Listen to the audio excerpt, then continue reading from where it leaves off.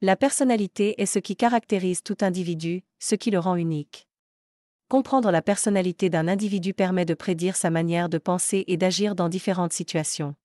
Et oui, c'est un outil prédictif. C'est la raison pour laquelle on utilise des tests de personnalité dans des domaines aussi variés que l'orientation professionnelle, le recrutement ou le matching de couple. Mais mieux connaître sa personnalité, cela sert aussi à développer sa confiance en soi.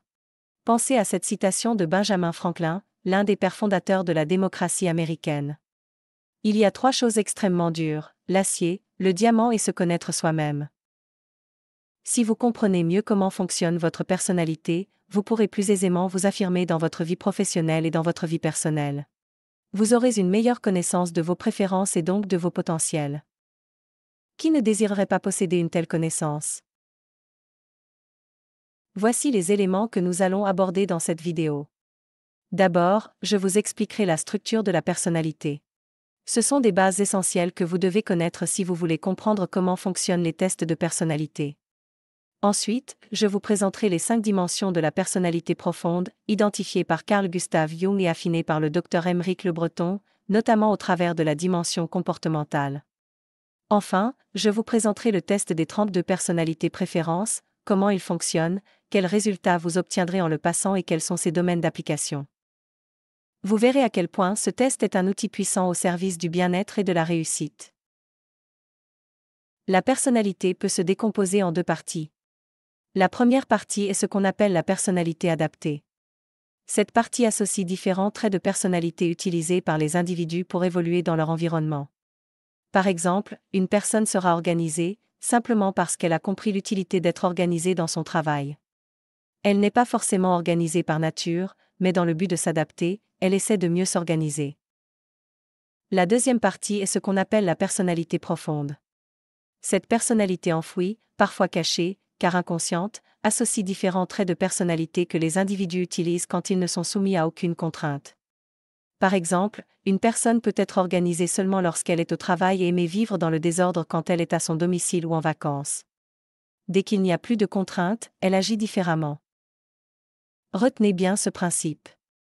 Il existe 2 types de personnalité, la personnalité adaptée qui est la personnalité adoptée pour être conforme à certaines exigences et la personnalité profonde qui correspond à qui l'on est vraiment.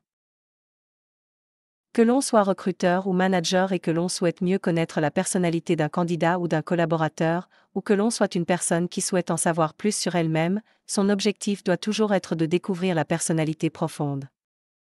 Je vais vous expliquer pourquoi. La personnalité profonde possède certaines caractéristiques que ne possède pas la personnalité adaptée. D'abord, la personnalité profonde exprime des comportements que l'on fait naturellement, avec efficacité et qui sont faiblement coûteux en énergie. Dit autrement, ce sont des comportements qui ne nous demandent pas d'effort, car nous ne sommes pas forcés de nous adapter à une contrainte. Nous sommes naturellement adaptés à la situation. Pour mieux comprendre cette idée, vous pouvez vous référer à l'image d'un ours polaire qui vit sur la banquise. L'ours polaire est naturellement adapté à cet environnement. Cela ne lui demande pas d'effort particulier de vivre par moins 30 degrés.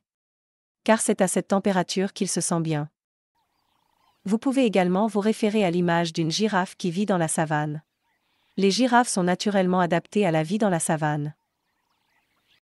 Imaginez maintenant que cet ours polaire doive vivre dans la savane ou que cette girafe doive vivre au pôle Nord. Vous pouvez aussi penser à un poisson d'eau douce qui devrait vivre dans l'eau salée.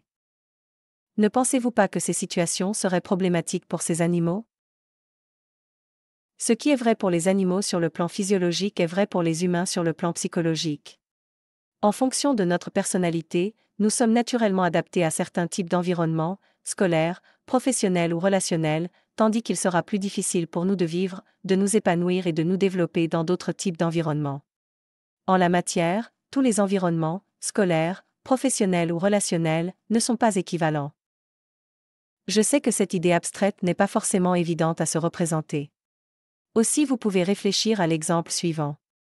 Un étudiant ne s'adaptera pas forcément à des études à l'université, qui favorisent le travail individuel et la communication écrite, alors qu'il sera peut-être heureux et performant dans une école, qui favorise les travaux de groupe et la communication orale. L'inverse est également vrai. Autre exemple. Un employé pourra être heureux et performant en occupant un poste très opérationnel, tourné vers la mise en œuvre d'actions concrètes avec des méthodes et des objectifs précis, comme on en trouve dans les grandes entreprises. Ce même employé pourra être très malheureux et en échec dans un environnement innovant, où il devra lui-même inventer ses propres méthodes et définir ses propres objectifs, comme on peut en trouver dans certaines startups. Voici en résumé les différences entre la personnalité adaptée et la personnalité profonde. La personnalité adaptée va entraîner une moindre résistance à l'effort, une moindre persévérance face aux difficultés, une fatigabilité accrue, voire un risque de burn-out. Comme dans l'exemple précédent. Si une personne occupe un poste qui demande de la créativité alors qu'elle est dans l'opérationnel, elle risque rapidement de s'épuiser. Une moindre efficacité, une moindre motivation et un moindre plaisir dans les actions et réalisations. À l'inverse, la personnalité profonde va permettre plus de résistance à l'effort, plus de persévérance face aux difficultés, une fatigabilité réduite et des risques de burn-out réduits notamment dans le domaine professionnel. Plus d'efficacité, plus de motivation et plus de plaisir dans les actions et les réalisations. Vous l'aurez compris, les enjeux de la compréhension de la personnalité sont majeurs. Car permettre à un individu d'évoluer dans un environnement, scolaire, professionnel ou relationnel, adapté à sa personnalité profonde lui permettra de se sentir bien et d'exprimer son plein potentiel. L'élève qui s'est inscrit à une école qui lui propose un environnement d'études compatible avec sa personnalité profonde sera plus motivé. In fine, cela se traduira par de meilleurs résultats scolaires et donc par une meilleure insertion sur le marché du travail. La réputation de l'école s'améliorera. L'employé qui choisit un poste et une entreprise compatible avec sa personnalité profonde sera plus heureux. Mais il sera aussi plus efficace et performant, ce qui se traduira pour l'entreprise par des gains de productivité. Bien d'autres exemples pourraient être donnés, mais je ne peux pas les évoquer tous ici. Il existe 5 dimensions dans la personnalité. La dimension relationnelle, la dimension perceptive, la dimension émotionnelle, la dimension comportementale et la dimension environnementale. Il existe 5 dimensions dans la personnalité d'un individu. Pour chaque dimension, il existe seulement 2 préférences possibles, ce qui donne au total 32 profils de personnalité. Il serait sans doute fastidieux de détailler chacune de ces dimensions dans cette vidéo, mais je peux au moins vous expliquer comment fonctionne l'une d'entre elles, la dimension perceptive. Sur cette dimension, les individus peuvent avoir 2 préférences possibles. Une préférence pour l'expérience ou une préférence pour l'imagination. La préférence pour l'expérience témoigne d'un goût naturel pour les choses concrètes, plutôt que pour les choses abstraites. Les personnes qui ont une préférence pour l'expérience aiment percevoir directement le monde qui les entoure à travers leurs 5 sens. Comme saint Thomas, elles ne croient que ce qu'elles voient. Elles préfèrent l'action à la réflexion et sont résolument tournées vers le moment présent. C'est pour cela que ces personnes s'épanouiront professionnellement dans des métiers très opérationnels et que dans leur vie personnelle, elles préféreront les activités sportives, le jardinage ou le bricolage à des activités artistiques ou culturelles. La préférence pour l'imagination témoigne d'un goût naturel pour les choses abstraites, plutôt que pour les choses concrètes. Professionnellement, les personnes qui ont une préférence pour l'imagination aiment créer, innover, sortir des sentiers battus et sont résolument tournées vers l'avenir. Elles imaginent toutes sortes de scénarios qui pourraient advenir. Dans leur vie personnelle, ces personnes privilégieront des activités artistiques ou culturelles, tout ce qui peut alimenter leur imagination fertile. Bien qu'il soit possible de déterminer la personnalité d'un individu grâce à l'observation, nous avons développé un test spécifique pour réaliser cette opération, le test des 32 personnalités préférences. Ce test est composé de 98 questions. Il se passe en 30 minutes environ. Il s'agit d'un test construit avec une IA sur un modèle conversationnel, ce qui améliore la pertinence des résultats. La restitution se fait en ligne, via la plateforme e-Orientation. Elle comprend l'analyse de chaque préférence, ainsi qu'un livret de restitution pour chacun des 32 profils de personnalité. Le test a été validé scientifiquement par le cabinet d'études statistiques Optima. Il est possible de mettre en place des formations pour différents usages, recrutement, management ou cohésion d'équipe, à partir de ce test. Contactez-nous pour exprimer votre besoin. Le test est disponible sur ordinateur, tablette et mobile.